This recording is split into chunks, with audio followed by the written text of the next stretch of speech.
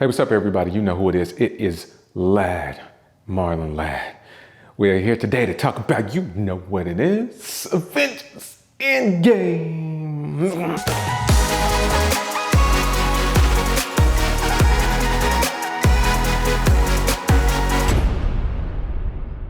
Obviously, everybody has seen this movie. It has already made, over opening weekend, like $1.2 billion worldwide. Okay, I think it made something ridiculous, like 350 million here just in the United States. That's nuts. So I know everybody's seen it, but this is my review. This is my take on it, okay? I felt like this one was a very grown-up story. It had a lot of character building. It had a lot of emotional scenes, and they were like real life stuff. It was like superheroes as grown-ups. Like, I know a lot of people took their kids and things like that, but there were a lot of adults that could relate to the things that were going on in the situations that the Avengers were in, like, as people, you know what I mean? So I thought that was really good as far as the story goes. I was trying to figure out how they were going to get back to Thanos, but, you know, they had a really good idea. They pulled that off. I thought that was pretty seamless. So as far as the story goes, I thought it was pretty awesome. And we know the actors did their thing. They've been doing their thing for years in their own movies and in the Avengers movies. So yeah, they did their thing. Now, I had some issues. One of the issues was, all right, we know in the last Avengers movie, the Hulk at the very beginning went at Thanos and he got jacked up. All right, listen, the Hulk, that's my dude, right? Listen, I didn't even know who Thanos was before the last movie. You know what I'm saying? Like, who are you, Thanos? You know, you ain't hard like that. Like, you know, come to the suburbs, bruh. Anyway, so, you know, the Hulk got jacked up. I was mad about that. He got punked. And so I was like, okay, well, in the next one, maybe he's going to get his shot. So I've been holding on to hope all this time. And so we get to this movie, and what happens? The Hulk, you know, this is kind of a little spoiler. When they get the glove that has the you-know-whats on them, you know, they're like, okay, who's going to be able to put this glove on? It has to be whoever the strongest is, whatever. You know, the Hulk, who was like Bruce Banner and the Hulk together now, finally, he's like, I got to do it. I'm the strongest. And I was like, you ain't right. You the strongest. So he did it. He put that thing on and he lived. Okay. So that tells you something right there. He never even got to lay a glove on Thanos. They didn't even fight. I don't even think they saw each other. What kind of nonsense is that? I mean, do y'all have something against, you know, Marvel and Disney? Y'all got something against green men? What's the deal? That would have been the biggest epic battle, whatever.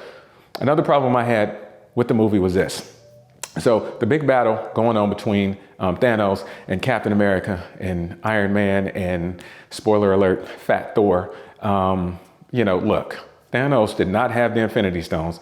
How is he jacking all these dudes up? You know, and Thor, look, Thor could break him off a little something proper by himself. So how is he jacking all three of them up? And then Captain America, you know, he gets the, you know, Thor's hammer, which I don't really understand that, but okay, it was cool. Still jacking everybody up. So that would have been a perfect time. Where's the Hulk?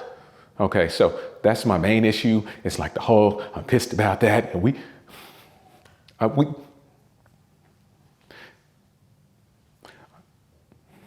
all right, I'm gonna let that one go for now. Anyway, there was some very powerful scenes in here, and one of them that really stood out to me was when Captain Marvel, and I haven't seen the Captain Marvel movie yet, but that chick is raw. She is like bad. And so there was a scene where, spoiler alert, okay, but I know everybody's seen it, whatever. So, you know, Spider-Man is carrying the glove with the Infinity Stones, and, you know, then he gets jacked up and then he wants to hand it off to her. And she's like, I'll take it from here. And then he's like, you gonna be okay? Kind of thing. And then the one chick from Black Panther, I think it was her that stepped up and said, she's got help. And then all of the lady superheroes stood up and surrounded her. It's like, oh my goodness, all that girl power. I mean, that was like, I've never seen anything like that. I got chills on that. That was bad. I mean, that was bad, as in, you know, good. That was like great. So to me, that was one of the best scenes in the movie. It was outstanding. outstanding. The directing in this movie, let's talk about that. The directing was fantastic, okay? And one of the best scenes, one of the best directed scenes that didn't have a lot of CGI and all that kind of stuff was when Hawkeye was in Tokyo and there was a continuous shot and it showed you all these things and people flying out of windows and that scene was action packed. And then that battle scene at the end, that was tough. I mean, that was tough. So the directing was like on point. A couple other issues that I had.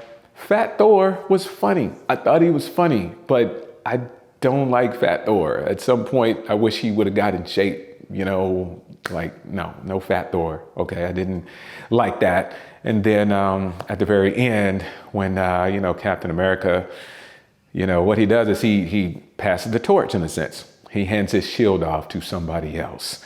And that somebody else is Falcon.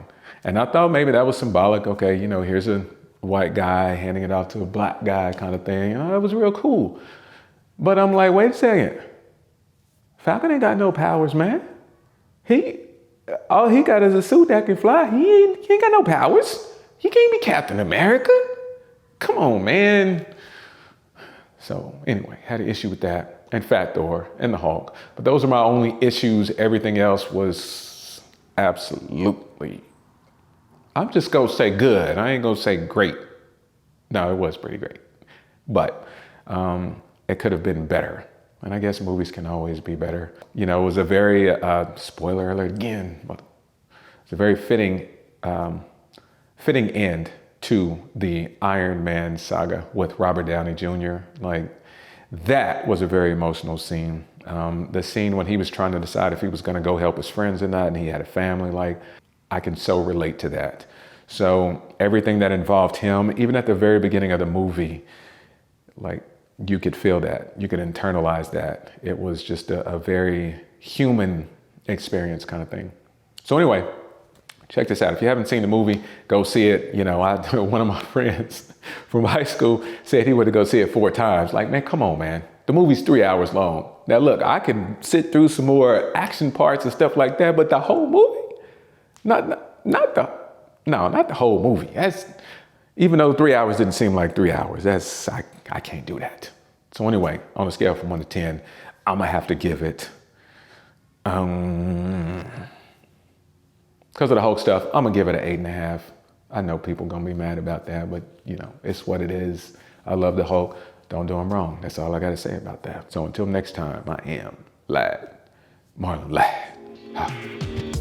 Don't forget to subscribe and turn your notifications on, okay? If you like these videos, definitely leave me a thumbs up.